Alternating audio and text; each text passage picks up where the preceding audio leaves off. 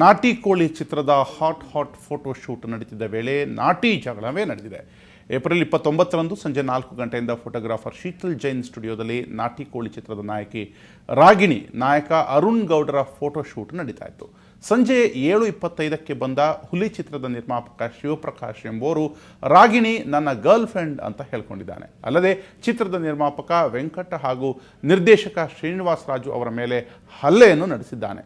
ಜೀವ ಬೆದರಿಕೆ ಕೂಡ ಹಾಕಿದ್ದಾನೆ ಅಂತ ಆರೋಪಿಸಲಾಗಿದೆ. ಈ ಬಗ್ಗೆ ಫಿಲ್ಮ್ ಚೇಂಬರ್ ಮತ್ತು ನಿರ್ಮಾಪಕರ ಸಂಘಕ್ಕೆ ಚಿತ್ರತಂಡ ದೂರು ನೀಡಿದೆ.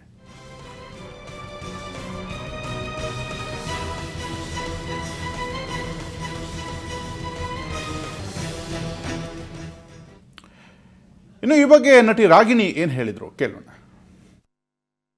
ನಾನು ಯಾವಾಗ್ಲೂ ನನ್ನ ಲೈಫಲ್ಲಿ ತುಂಬಾನೇ ಒಂದು ಓಪನ್ ಪರ್ಸನ್, ತುಂಬಾನೇ ಒಂದು clear and very very straight forward person ಇದ್ದೆ. ನಾನು ಇವಾಗ್ಲೂ ಹಿಂಗಿದೆ, ಫಸ್ಟ್ ದಿನದಿಂದ ನಾನು ಹಂಗೆ ಇದ್ದೀನಿ.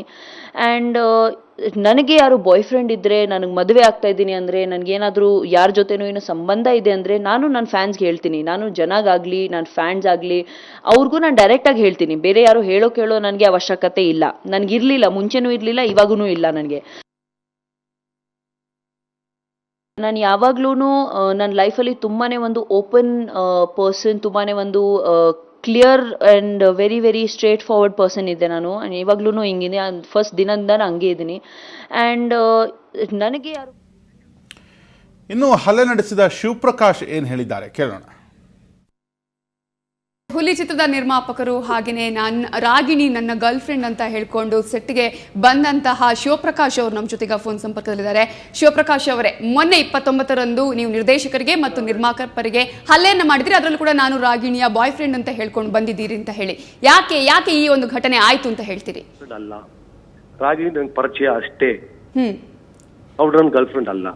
ನೀವು ಅವತ್ತು ನಡೆದಿದ್ದ ಘಟನೆಗೆ ಸುಗಣವ್ರೆ, ನಾನು ಪರ್ಸನಲ್ ಆಗಿ ಶ್ರೀನಿವಾಸ್ ರಾಜು ಅವ್ರಿಗಿರ್ಲಿ, ವೆಂಕಟೇಶ್ ಪ್ರಸಾದ್ ಅವ್ರಿಗಿರ್ಲಿ, ಇಬ್ಬರಿಗೂ ಫೋನ್ ಮಾಡಿ ಸಾರಿ ಕೇಳಿದ್ವಿ, ಕ್ಷಮಾಪಣೆ ಕೇಳಿದೀನಿ.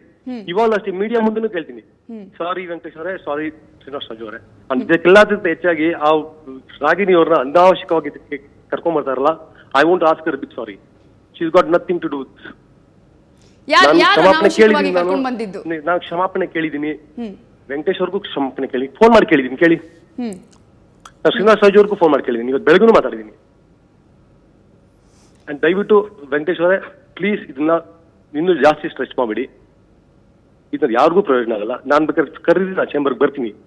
I will come tomorrow. ದಯವಿಟ್ಟು ಸುಗಣವ್ರೆ, ಪ್ಲೀಸ್ ಬಿಗ್ ಸಾರಿ. ಮೀಡಿಯಾ ಮುಂದೆ ಕೇಳ್ತಾ ಇದ್ದೀನಿ ನಾನು, ಬಿಗ್ ಸಾರಿ ವೆಂಕಟೇಶ್ ಅವರೇ.